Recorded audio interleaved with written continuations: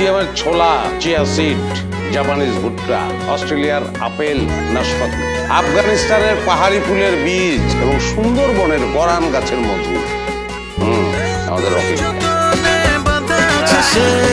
সবকিছু রকির জন্য বরাদ্দ করা আছে, ওগুলো তুমি আর খেতে পারবা না। এমন চিবি দিব, চিবি দিয়ে আন্ডা বের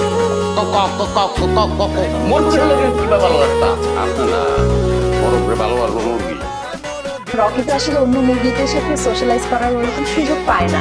ওরা দুজনে একটু খেললো, গল্প সল্প করলো।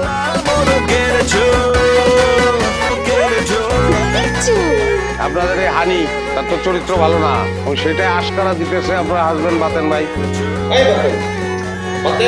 এই মাংস যদি আপনি আপনার খান, আপনার ফাঁকা স্টেডিয়ামে ঘাস গজাবে আর আপনার বিগত যৌবন আগত হবে।